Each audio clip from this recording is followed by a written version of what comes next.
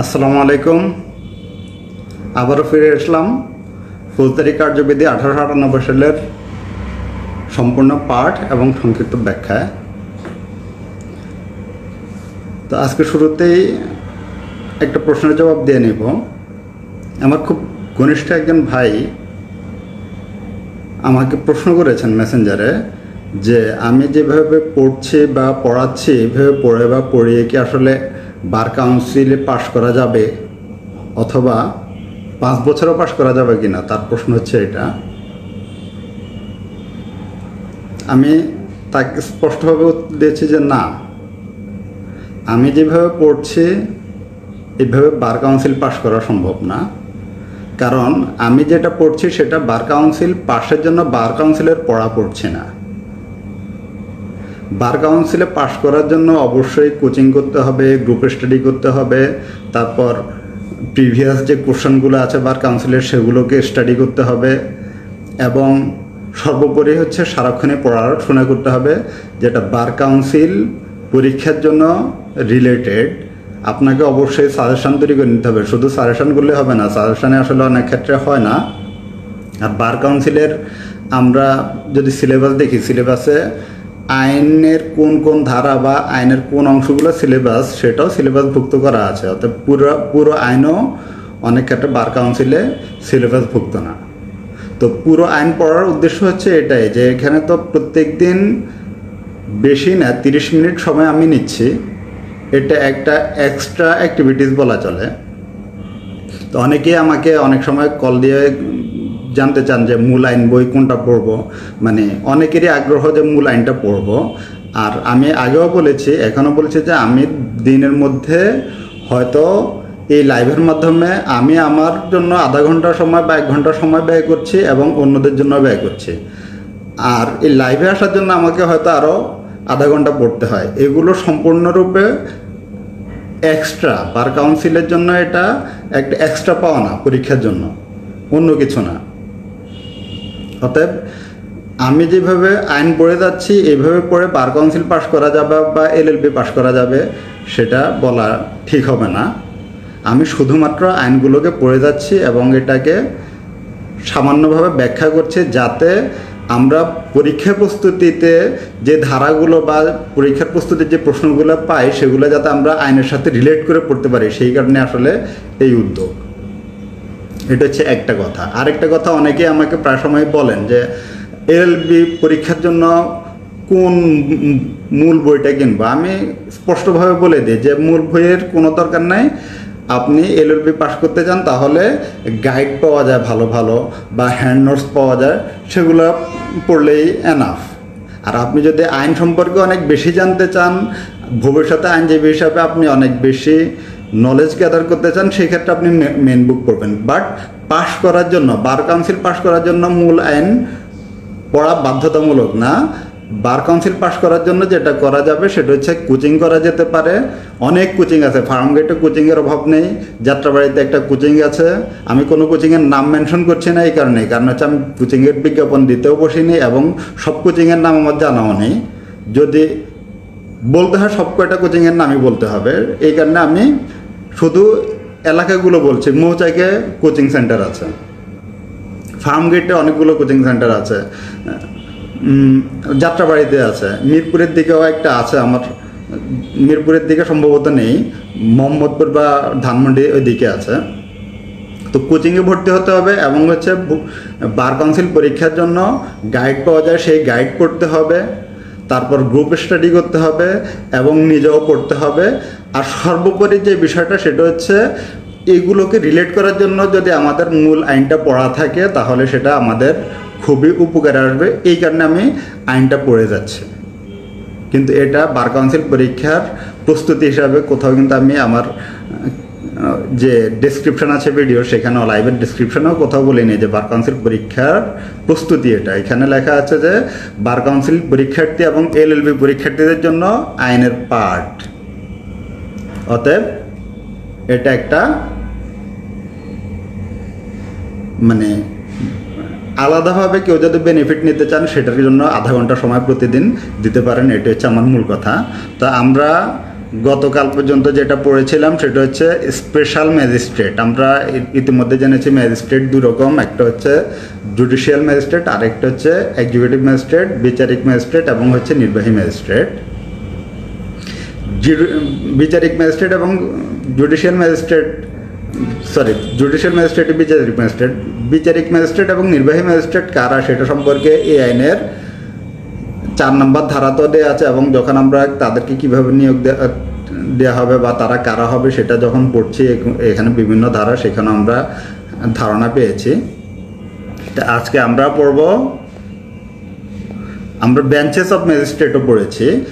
Benches of ম্যাজিস্ট্রেটে যেটা বলেছে, the government May direct any 2 or more magistrate in any place outside metropolitan area. বলছে যে metropolitan এরিয়ার বাইরে যে কোনো এলাকাতে সরকার নির্দেশনা দিতে পারে 2 বা তার বেশি ম্যাজিস্ট্রেটকে একসাথে বসে একটা বেঞ্চ তৈরি করার জন্য, এবং বলছে যে সেই বেঞ্চের পাওয়ারটা সরকার দিয়ে দিবেন, যে সে কতটুকু কোন মামলা পরিচালনা করবে, কী ধরনের মামলা পরিচালনা করবে, এগুলোর উপরে তাদেরকে সরকার ডিরেকশন দিয়ে দেবে, এবং তাদের লোকাল লিমিট কতটুকু হবে সেটাও দিবে। এবং 15(2)তে বলেছে যে যদি এরকম নির্দেশনা না থাকে সেই ক্ষেত্রে হচ্ছে ওই বেঞ্চে সর্বোচ্চ যে ম্যাজিস্ট্রেট আছে, সর্বোচ্চ র্যাঙ্কের যে ম্যাজিস্ট্রেট আছে, যদি সেখানে সর্বোচ্চ কয়েকজনের মধ্যে সর্বোচ্চ র্যাঙ্কে যে থাকবে, ধরুন ওখানে একজন 3rd ক্লাস ম্যাজিস্ট্রেট আছে, একজন 2nd ক্লাস ম্যাজিস্ট্রেট আছে, বা 2জন 3rd ক্লাস ম্যাজিস্ট্রেট আছে, একজন 2nd ক্লাস ম্যাজিস্ট্রেট আছে, তাহলে হচ্ছে সর্বোচ্চ র্যাঙ্কে যে থাকবে তার যে পাওয়ারটা থাকবে সেটাই হচ্ছে এই বেঞ্চের পাওয়ার হবে, এবং তাকে হচ্ছে ওই বেঞ্চটাকে হচ্ছে সর্বোচ্চ পাওয়ারের যে ম্যাজিস্ট্রেট থাকবে তার ক্লাস অনুযায়ী এই বেঞ্চটাকেও বলা হবে ওই ক্লাসের ম্যাজিস্ট্রেট। এটা বলছে 15(2) নম্বর ধারা। এখন আমরা আসি, কালকে এই পর্যন্ত পড়েছি 15(2) পর্যন্ত। এখন আমরা আসছি 16 নম্বর ধারা। আমরা সেকশন 16-এ চলে আসছি। এটা হচ্ছে powers two frame rules for guidance of benches.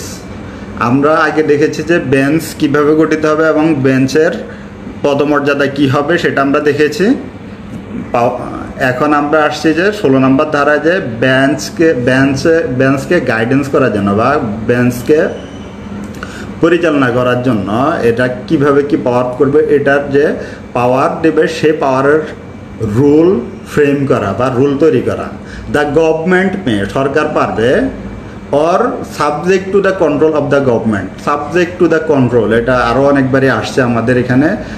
এটার অর্থ হচ্ছে যে সরকারের অধীনে থেকে, আমরা এটার বাংলা এভাবে করতে পারি, সরকারের অধীনে থেকে। সাবজেক্ট টু দ্য কন্ট্রোল মানে হচ্ছে সরকারের নিয়ন্ত্রণের বিষয়, তার মানে সরকারের নিয়ন্ত্রণে থেকে বা সরকারের অধীনে থেকে দ্য চিফ জুডিশিয়াল ম্যাজিস্ট্রেট মে, অথবা চিফ জুডিশিয়াল ম্যাজিস্ট্রেট পারবেন ফ্রম টু টাইম, সময়ে সময়ে বিভিন্ন সময়ে মেক রুলস কনজিস্টেন্ট উইথ, কনজিস্টেন্ট মানে হচ্ছে এই আইনের সাথে সঙ্গতি রেখে, এই আইনের সাথে সামঞ্জস্য রেখে, কনজিস্ট করে, এই আইনে যেগুলো কনজিস্ট করে বা এই আইনের যে বিধানগুলো আছে এই বিধান অনুযায়ী কি করবে, উইথ দিস কোড, এই কোডের বিধান অনুযায়ী এই কোডের সাথে সম্পর্ক রেখে, সঙ্গতি রেখে মেক রুল তৈরি করবে for the guidance of magistrates benches,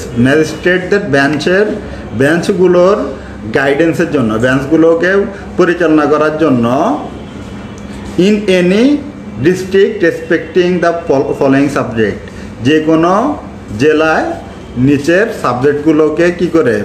সাবজেক্টগুলোকে বিবেচনা করে।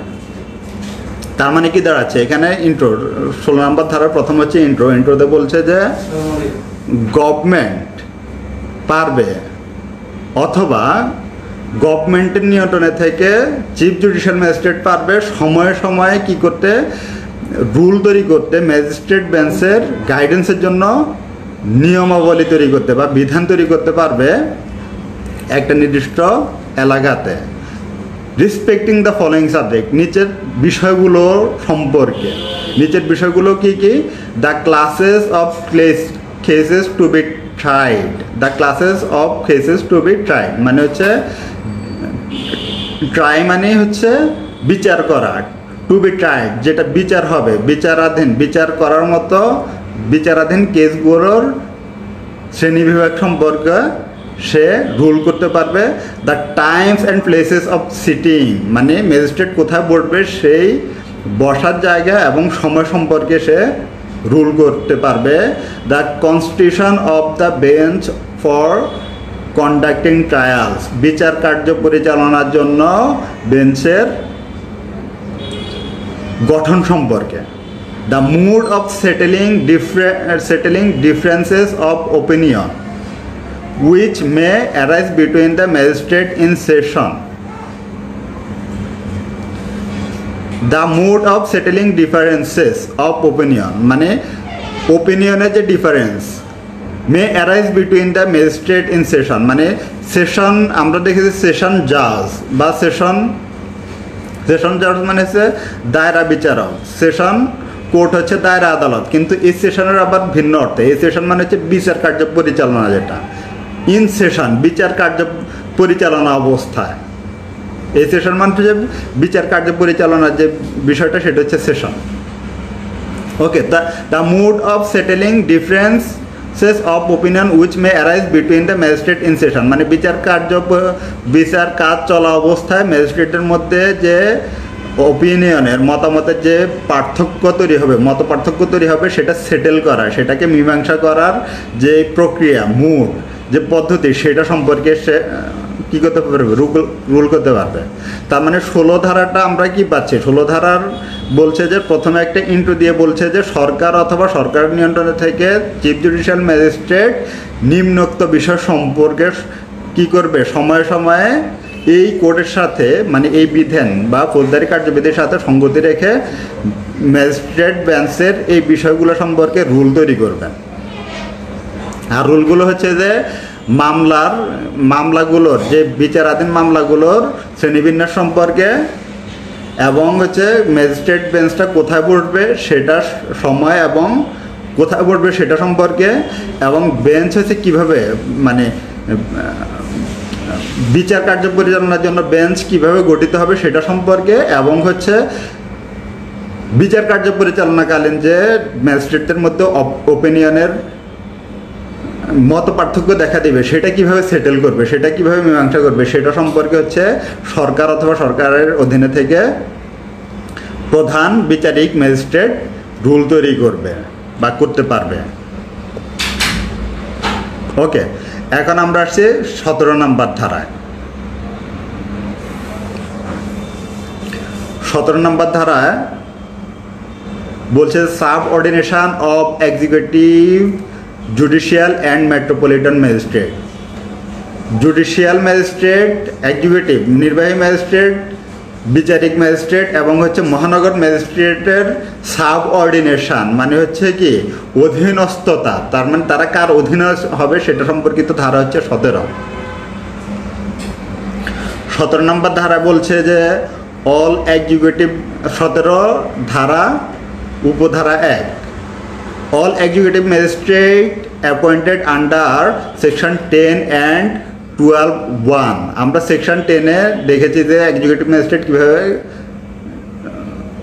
কিভাবে তাদেরকে নিয়োগ দেওয়া হবে, এবং হচ্ছে আমরা 12(1) নাম্বার ধারায় দেখেছি যে পুলিশ এএসপি র্যাঙ্কের উপরের পুলিশদেরকে এক্সিকিউটিভ ম্যাজিস্ট্রেটের উপরে অর্পিত পাওয়ার বা অর্পণযোগ্য পাওয়ার একজন পুলিশ অফিসারকে দিতে পারে, যে এএসপি র্যাঙ্কে বিশেষ শর্তে, কিছু শর্তে শান্তি রক্ষা বা হচ্ছে অপরাধ দমন অথবা কোনো অপরাধীকে ধরে এনে ম্যাজিস্ট্রেটের সামনে উপস্থাপনের জন্য এই ধরনের পাওয়ার একজন ম্যাজিস্ট্রেটের পাওয়ার একজন পুলিশ অফিসারকে দিতে পারবে। তো বলছে যে ওই ধরনের ম্যাজিস্ট্রেট 12(1) ধারায় যে স্পেশাল ম্যাজিস্ট্রেট হবে সেই ম্যাজিস্ট্রেট এবং হচ্ছে অন্যান্য এক্সিকিউটিভ ম্যাজিস্ট্রেট যারা আছে 10 নম্বর সেকশনের আওতায়, তারা হবে shall be subordinate two district magistrate.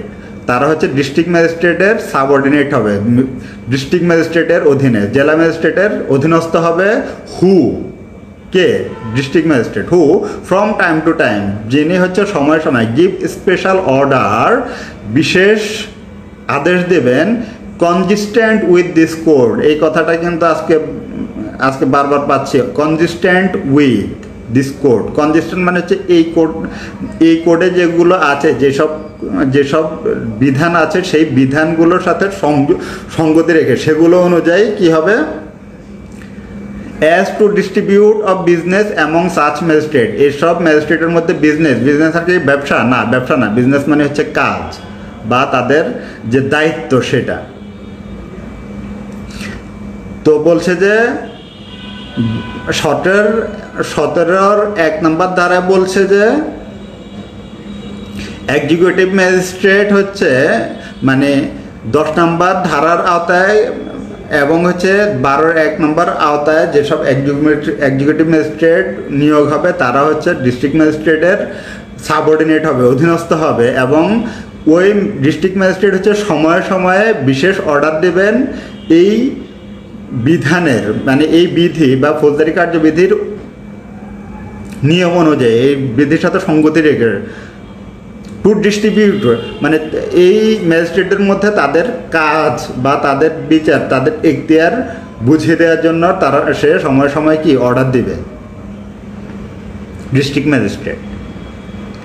17 section 17 subsection 2, all judicial magistrate appointed under section 11 and 12(3). 12(3) দেখেছি যে এক্সিকিউটিভ ম্যাজিস্ট্রেটকে judicial magistrate first class, second class বা থার্ড ক্লাসের দায়িত্ব অর্পণ করা যাবে, মানে পাওয়ারটা তাদের যে অর্পিত ক্ষমতা বা অর্পণযোগ্য ক্ষমতা আছে সেটা বিশেষ ক্ষেত্রে তাদেরকে দেয়া যাবে। তো ওই 12(3)-এর ধারায় এবং হচ্ছে 11 নম্বর ধারায় যেসব জুডিশিয়াল বিচারিক ম্যাজিস্ট্রেট নিয়োগ হবে তারা হচ্ছে এবং হচ্ছে অল বেঞ্চেস কনস্টিটিউটেড আন্ডার 15 নম্বর সেকশনে আমরা দেখেছি যে বেঞ্চ, ম্যাজিস্ট্রেটের বেঞ্চ কীভাবে গঠিত হবে সেটা সম্পর্কে লিখেছে এবং ওই বেঞ্চগুলো হবে shall subordinate to the chief judicial magistrate. বলছে যে এই যে 11 নম্বর ধারার আওতায় 3 নম্বর ধারার আওতায় যে স্পেশাল ম্যাজিস্ট্রেট এবং হচ্ছে ম্যাজিস্ট্রেটের যে বেঞ্চ এগুলা সব হবে চিফ জুডিশিয়াল ম্যাজিস্ট্রেটের আওতাধীন, অধীনস্থ হবে। হু মে, যিনি ফ্রম টাইম টু টাইম সময় সময় গিভ স্পেশাল অর্ডার, বিশেষ অর্ডার দেবেন, সেই একই কথা with this code and rules may by government under the section 16 as to the distribution of business among the magistrate and benches। বলছে যে হচ্ছে সময় সময় কি করবে, গিভ স্পেশাল অর্ডার, বিশেষ অর্ডার দেবেন consistent with this code and rules made by government under section 16। এই যে 16 নম্বর ধারায় আমরা একটু আগে যেটা পড়েছিলাম যে গভর্নমেন্ট অথবা গভর্নমেন্টের অধীনে থেকে চিফ জুডিশিয়াল ম্যাজিস্ট্রেট যে রুলগুলো তৈরি করবেন এই রুলগুলো কি করবে, এই রুলগুলোর আওতায় থেকে চিফ জুডিশিয়াল ম্যাজিস্ট্রেট আবার তাদেরকে অর্ডার করবে কে কোন কাজ করবে সেটা বা কোন বেঞ্চ কী কাজ করবে সেটা এই চিফ জুডিশিয়াল ম্যাজিস্ট্রেট নির্ধারণ করে দেবেন বিশেষ আদেশের মাধ্যমে। 3 নম্বর বলছে 3 নম্বর উপধারা 3 section 17 subsection 3, all metropolitan magistrates including additional chief metropolitan magistrate and special metropolitan magistrate appointed under section 12(5) 12(5)-এ আছে বিশেষ মেট্রোপলিটন ম্যাজিস্ট্রেট, যে দায়িত্বটা যে কোনো মেট্রোপলিটন ম্যাজিস্ট্রেটের উপর দেওয়া যেতে পারে। তো সব মেট্রোপলিটন ম্যাজিস্ট্রেট ইনক্লুডিং বলছে যে ইনক্লুডিং সংযুক্ত, মানে ইনক্লুড মানে সংযুক্ত, এটা সহ, ইনক্লুড মানে হচ্ছে সহ বা আমরা বলি ইনক্লুড করা মানে সংযুক্ত করা, ওকে, এরা সহ কারা সহ, additional chief metropolitan magistrate, special metropolitan magistrate appointed under section 12 মানে 12 নম্বর সেকশনের 5 নম্বর উপধারা যে স্পেশাল মেট্রোপলিটন ম্যাজিস্ট্রেট আছে তারা এবং হচ্ছে অতিরিক্ত প্রধান মহানগর ম্যাজিস্ট্রেট এবং হচ্ছে অন্যান্য যত মহানগর ম্যাজিস্ট্রেট আছে সবাই হচ্ছে কি হবে, and benches constitute under section 19 19 নম্বর ধারায় বেঞ্চ, আমরা এটা এখনো পড়িনি। 19 নম্বর ধারার সামনে আমরা পাবো যে সেখানে কিভাবে হচ্ছে মেট্রোপলিটনের ম্যাজিস্ট্রেটের বেঞ্চ তৈরি করা হবে। ওকে, তো এরা সবাইকে আর অধীনস্থ হবে, shall be subordinate to the chief metropolitan magistrate. এরা সবাই প্রধান মহানগর ম্যাজিস্ট্রেটের আওতা হবে। হুমে একই কথা আবার বলছে যে এই যিনি হচ্ছে সময়ে সময়ে বিশেষ অর্ডার দিবেন with this code and rule made by government under section 16 as to distribution of business among such magistrate and benches। এই ধরনের ম্যাজিস্ট্রেট গণের মধ্যে এবং বেঞ্চগুলোর মধ্যে হচ্ছে তাদের কাজগুলোকে ডিস্ট্রিবিউট করে দেওয়ার জন্য, ভাগ করে দেওয়ার জন্য তিনি হচ্ছে স্পেশাল অর্ডার দিবেন সময়ে সময়ে। কিসের মাধ্যমে? এই কোডের আওতায় থেকে অথবা হচ্ছে সরকারে যে বিধান দিবে সেই বিধানের আওতায় থেকে তিনি কাজগুলো ভাগ করার অর্ডার করতে পারবেন। 4 নম্বর উপধারা 4, all judicial magistrate including chief judicial magistrate. এখন বলছে যে সকল জুডিশিয়াল ম্যাজিস্ট্রেট, এবং এটা হচ্ছে প্রধান জুডিশিয়াল ম্যাজিস্ট্রেট সহ, প্রধান বিচারিক ম্যাজিস্ট্রেট সহ সবাই, shall be subordinate two session জাজ and all metropolitan magistrates including chief metropolitan magistrate shall be subordinate to metropolitan session judge। বলতে যে সকল জুডিশিয়াল ম্যাজিস্ট্রেট, ইভেন প্রধান জুডিশিয়াল ম্যাজিস্ট্রেটও, প্রধান বিচারিক ম্যাজিস্ট্রেটও কি হবে? দায়রা জজের, দায়রা বিচারকের অধীনস্থ হবেন। এবং মেট্রোপলিটন যত ম্যাজিস্ট্রেট আছে, প্রধান মহানগর ম্যাজিস্ট্রেট সহ সবাই হবে মহানগর দায়রা বিচারকের অধীনস্থ। তাহলে আমরা কি পেলাম? 17 নম্বর এ বলছে যে সকল এক্সিকিউটিভ ম্যাজিস্ট্রেট হচ্ছে ডিস্ট্রিক্ট ম্যাজিস্ট্রেটের আওতায় থাকবে এবং তাদের কাজ ডিস্ট্রিক্ট ম্যাজিস্ট্রেট সময়ে সময়ে তাদের কাজটাকে বিশেষ অর্ডার মাধ্যমে ডিস্ট্রিবিউট করে দিবেন বা তাদের মধ্যে ভাগ করে দিবেন। 2 নম্বর 17 ধারার 2 নং উপধারায় বলছে যে সকল জুডিশিয়াল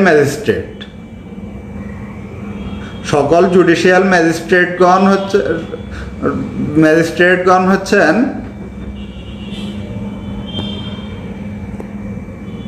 প্রধান জুডিশিয়াল ম্যাজিস্ট্রেটের অধীনস্থ হবেন এবং প্রধান জুডিশিয়াল ম্যাজিস্ট্রেট সময় সময় তাদের কাজকে বিভক্ত করে দিয়ে বিশেষ অর্ডার দিবেন। এবং বলছে যে সকল মেট্রোপলিটন ম্যাজিস্ট্রেট, 3 নম্বর উপধারা 17 নম্বর ধারা 3 নম্বর উপধারায় বলছে যে সকল মেট্রোপলিটন ম্যাজিস্ট্রেটগণ প্রধান মেট্রোপলিটন ম্যাজিস্ট্রেটের আওতায় থাকবেন এবং প্রধান মেট্রোপলিটন ম্যাজিস্ট্রেট কি করবেন? সময়ে সময়ে তাদের মেট্রোপলিটন ম্যাজিস্ট্রেট এবং বেঞ্চগুলোকে তাদের কাজ ডিস্ট্রিবিউশন করার জন্য বিশেষ আদেশ দিবেন। আদেশের মাধ্যমে তাদের কাজগুলোকে ডিস্ট্রিবিউশন করে দিবেন।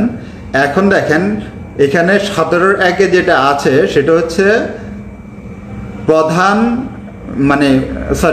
জেলা ম্যাজিস্ট্রেটের আওতায় শুধুমাত্র এক্সিকিউটিভ ম্যাজিস্ট্রেটগণ থাকবেন, কিন্তু প্রধান জুডিশিয়াল ম্যাজিস্ট্রেটের আওতায় জুডিশিয়াল ম্যাজিস্ট্রেটরা থাকবে, পাশাপাশি হচ্ছে ম্যাজিস্ট্রেটের যে বেঞ্চ থাকবে সেটাও থাকবে। এবং প্রধান মেট্রোপলিটন ম্যাজিস্ট্রেটের আওতায় মেট্রোপলিটন ম্যাজিস্ট্রেটগণ থাকবেন এবং হচ্ছে মেট্রোপলিটন যে বেঞ্চ থাকবে সেটাও প্রধান মেট্রোপলিটন ম্যাজিস্ট্রেটের অধীনে থাকবেন। আর 4 নম্বর উপধারায় বলছে যে সকল জুডিশিয়াল ম্যাজিস্ট্রেটগণ থাকবে, সকল জুডিশিয়াল ম্যাজিস্ট্রেটগণ এবং হচ্ছে প্রধান জুডিশিয়াল ম্যাজিস্ট্রেট সেশন জজের, দায়রা জজের আওতায় থাকবে এবং হচ্ছে মেট্রোপলিটন ম্যাজিস্ট্রেট এবং প্রধান মেট্রোপলিটন ম্যাজিস্ট্রেট থাকবে মেট্রোপলিটন সেশন জজের আওতায়। তার মানে হচ্ছে মেট্রোপলিটন ম্যাজিস্ট্রেট যারা আছে তাদেরকে যদি মেট্রোপলিটন দায়রা জজ কোনো একটা দায়িত্ব দেয় সেটা সে পালন করবে। চিফ মেট্রোপলিটন ম্যাজিস্ট্রেট দিলে সেটা তারা যদি দুজনের মধ্যে দুই ধরনের দায়িত্ব দেয় তাহলে হচ্ছে মেট্রোপলিটন বিচারকের যেটা আদেশ করবেন সেটাই আসলে কার্যকরী হবে। কারণ হচ্ছে মেট্রোপলিটন অন্যান্য ম্যাজিস্ট্রেটগণ আসলে মেট্রোপলিটন দায়রা জজের অধীনে আছে এবং সকল বিচারিক ম্যাজিস্ট্রেটগণ আছে, চিফ জুডিশিয়াল ম্যাজিস্ট্রেট সহ এরা আছে হচ্ছে দায়রা বিচারকের আওতায়। এখন আসছি আমরা সাবঅর্ডিনেশন অফ জয়েন্ট সেশন জাজেস। এতক্ষণ আমরা ছিলাম কাদের বিষয় ছিলাম, আমরা এতক্ষণ ছিলাম এক্সিকিউটিভ ম্যাজিস্ট্রেট, বিভিন্ন ম্যাজিস্ট্রেটগণের কাদের অধীনস্থ হবে সেটা সম্পর্কে ছিলাম। এখন আসছি আমরা দায়রা জজগণ, মানে যুগ্ম দায়রা জজগণ কার আওতাভুক্ত হবে, কার অধীনস্থ হবে সেটা সম্পর্কে আমাদের 17 A নাম্বার ধারা। Section 17A, subsection 1.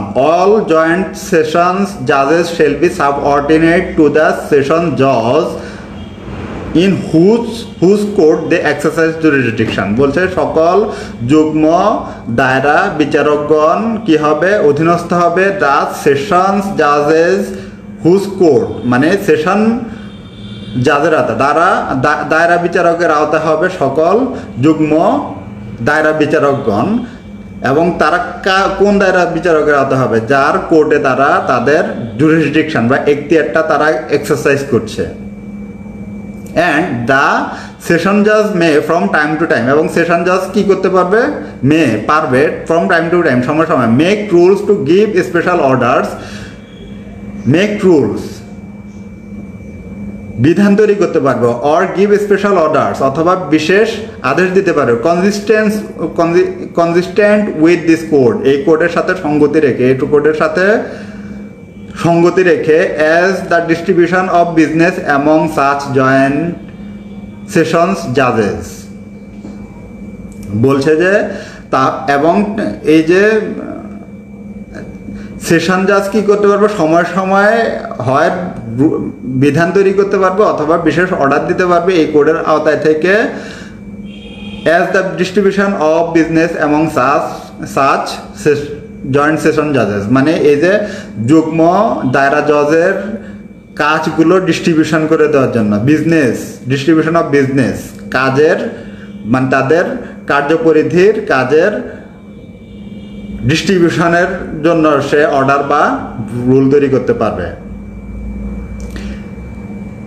Section 17A subsection 2, the session জাজ মে অলসো, সেশন জাজ আরও পারবে, when he himself is unavoidably absent, যখন সে নিজেই unavoidably, যেটা অ্যাভয়েড করা যাচ্ছে না, এইভাবে সে অ্যাবসেন্ট, মানে এমন কোনো কারণে যেটাকে আসলে অগ্রাহ্য করা যাচ্ছে না, এই ধরনের কোনো কারণে যদি সে অ্যাবসেন্ট থাকে, অর ইনক্যাপেবল অফ অ্যাক্টিং, অথবা সে তার কাজ করতে ইনক্যাপেবল হয়, কাজ করতে অক্ষম হয়, যেটাকে অগ্রাহ্য করা যাবে না, অগ্রাহ্যভাবে সে যে কারণটা, সেই কারণটা যদি অগ্রাহ্য করা না যায়, যে এই কারণটা এই একটা অগ্রাহ্য, মানে এই কারণে সে আসতে পারবেই না, এই ধরনের কোনো কারণ যদি ঘটে থাকে, অথবা এমন কোনো কারণ ঘটে থাকে যেটার কারণে সে আসলে তার কাজটা সে করতে পারবে না, সেই ক্ষেত্রে কি করতে পারবে, সে তৈরি করতে পারে make provisions for disposal of any urgent application, সে কি করতে পারবে, প্রভিশন, সে বিধান তৈরি করতে পারবে ফর ডিসপোজাল, মীমাংসার জন্য, অফ এনি আর্জেন্ট অ্যাপ্লিকেশন, যে কোনো জরুরি আবেদন by an additional or joint session জাজ, অ্যান্ড সাচ জাজ shall have jurisdiction two deal with any such application. তাহলে কি বলছে যে সেশন জাজ তো তাদের, মানে সেশন জাজ 17A এর এক নম্বর উপধারা অনুযায়ী যে সেশন জাজ কি করবে, রুল তৈরি করবে বা অর্ডার তৈরি করে হচ্ছে জয়েন্ট সেশন জাজদের কাজকে সে ডিস্ট্রিবিউট করবে, ভাগাভাগি করে দিবে, ভাগ করে দিবে। আর সে বলছে যে যদি সে কখনো এমন কোনো কারণ আছে যে কারণকে আসলে অগ্রাহ্য করা যাচ্ছে না, এই কারণে অ্যাবসেন্ট থাকতেন অথবা সে তার কাজ করতে অক্ষম হন, সেই ক্ষেত্রে তিনি রুল প্রভিশন বিধান তৈরি করতে পারবেন যে কোনো গুরুত্বপূর্ণ না, যে কোনো জরুরি আবেদনকে কি করার জন্য, মীমাংসা করার জন্য, by an additional or joint session জাজ, একজন অতিরিক্ত অথবা যুগ্ম জয়েন্ট সেশন জাজ দ্বারা, মানে একজন অতিরিক্ত অথবা জয়েন্ট সেশন জাজ যে কোনো একটা আর্জেন্ট অ্যাপ্লিকেশান মানে জরুরি আবেদন মীমাংসা করার জন্য তিনি প্রভিশন তৈরি করতে পারবেন, বিধান তৈরি করতে পারবেন। অ্যান্ড সাচ জাজ shall have jurisdiction to deal with any such application. বলছে যে যেসব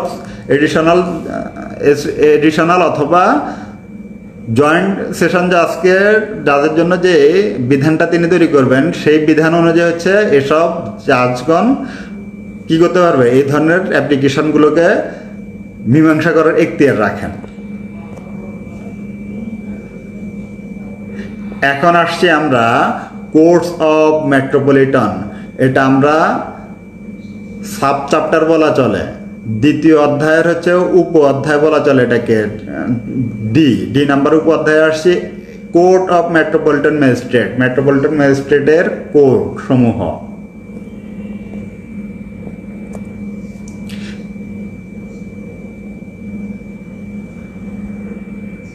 ওকে, আমাদের মনে হচ্ছে আজকে আর গেলাম না, আমাদের 30 মিনিট সময় অলরেডি শেষ হয়ে গেছে।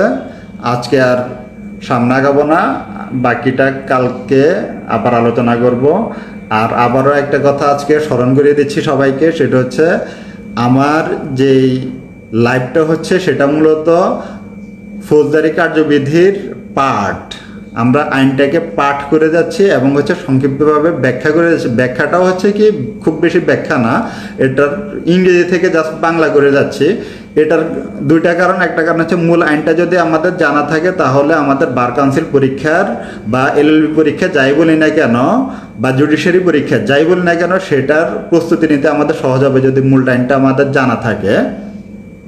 আর আমি এখান থেকে ইংরেজি থেকে আমি নিজে বাংলা করছি এই কারণে, কারণ হচ্ছে বাংলা যে অনুবাদগুলো করা আছে বিভিন্ন বইতে এক এক অনুবাদের সাথে এক এক অনুবাদ তো মিলেই না, তারপর হচ্ছে ওগুলা বুঝে আসলে ওগুলা পড়ে বুঝাচ্ছে, আমি দেখছি যে ইংরেজিটা বোঝা আরও সহজ, যার ফলে আমি এটা ব্যাখ্যা করে যাচ্ছি যে বাংলা অনুবাদ এইভাবে হলে সুন্দর হয়, এটাই হচ্ছে উদ্দেশ্য। যাই হোক, যারা দেখছেন অবশ্যই কমেন্ট করে জানাবেন আর ভিডিও শেয়ার করবেন। তো আশা রাখছি কালকে আবার যথারীতি দেখা হবে সবার সাথে। ততক্ষণ সবাই ভালো থাকবেন, সুস্থ থাকবেন। সবার জন্য আবারও শুভকামনা। আসসালামু আলাইকুম।